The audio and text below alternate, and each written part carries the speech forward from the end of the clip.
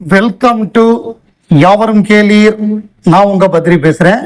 இசைஞானி Ilaiyaraaja maestro symphony இசையமைச்ச மாபெரும் இசையமைப்பாளர். 1000 படங்களுக்கு மேல இசையமைத்து மாபெரும் சாதனை புரிந்தவர். அந்த படத்துல ஒரு படத்துக்கு 6 பாட்டுன்னா கிட்டத்தட்ட அவரேஜா வச்சுக்கிட்டோம்னா, நான் சொல்றது வந்து அப்ராக்சிமேட்டா அது எவ்வளவு 6000 பாட்டுக்கு மேல இருக்கும். அப்புறம் இந்த பக்கம் பேக்ரவுண்ட் ஸ்கோரு, அதுக்கப்புறமா அவருடைய nothing but wind, just how to name it, இந்த மாதிரியான ஆல்பம், தேவாரம், அந்த மாதிரி திருவாசகம், அந்த மாதிரி ஏராளமான விஷயங்களை இசைஞானி இளையராஜா. அதை தவிர எண்ணற்ற இசை கச்சேரி, மியூசிக் கான்சர்ட்ஸ், அவர் பண்ணாத சாதனையே கிடையாது.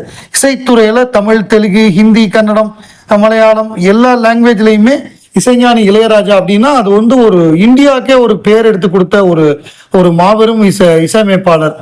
ஸோ அப்படிப்பட்ட இசைஞானி அவர்களுக்கு வந்து பாராட்டு விழா அது வந்து ஏற்கனவே நடத்த வேண்டியது. அது வந்து இப்ப செப்டம்பர் 11 தமிழக அரசு சார்பில் வந்து அந்த பாராட்டு விழா தமிழக முதலமைச்சர் மாண்புமிகு மு.க. ஸ்டாலின் அவர்கள் தலைமையில நடக்கக்கூடிய அந்த விழா. ஏன்னா அவர் இப்ப இங்கிலாந்து போயிருக்காரு, ஜெர்மன்லாம் போயிருக்காரு. அதை முடிச்சுட்டு அவர் வராரு. அப்புறம் அதுல வந்து உலகநாயகன் கமலஹாசன், சூப்பர் ஸ்டார் ரஜினிகாந்த் இவங்க எல்லாம் பங்கு பெற்று இசைஞானி இளையராஜா அவர்களுக்கு ஒரு மாபெரும் பாராட்டு விழாவா இது அமையும். ஏன்னா ஏற்கனவே நம்ம வந்து இளையராஜா 75க்கு ஒரு மிகப்பெரிய விழாவை நடிகர் சங்கம் எடுத்தாங்க.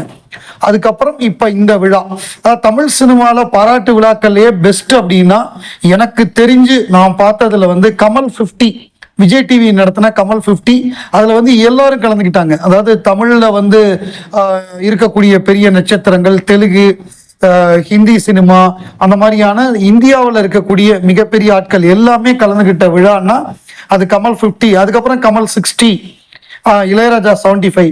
இப்ப அதே மாதிரி ஒரு மாபெரும் விழானா இந்த விழா தான். இதுல வந்து தமிழ்ல இருக்கக்கூடிய மாபெரும் கலைஞர்களான கமலஹாசன், ரஜினிகாந்த் மட்டும் இல்லாமல் மலையாள திரையுலகத்தை சேர்ந்தவர்கள், தெலுங்கு திரையுலகம், கன்னட திரையுலகம், அப்புறம் ஹிந்தியில இருக்கக்கூடிய பெரிய ஆட்கள், இவங்க எல்லாருமே சேர்ந்து ஒரு மிகப்பெரிய ஒரு விழாவா நடத்துறாங்க. ஏற்கனவே நம்ம இசைஞானி இளையராஜாவுக்கு வந்து அமிதாப் பச்சனுடைய படம், அமிதாப் பச்சன் தனுஷ் சேர்ந்து நடிச்ச படம், அந்த படத்துடைய விழா, அது 1000வது படமாக ஒரு விழா நடத்தினாங்க. 1000 படம் பண்ணதுக்காக.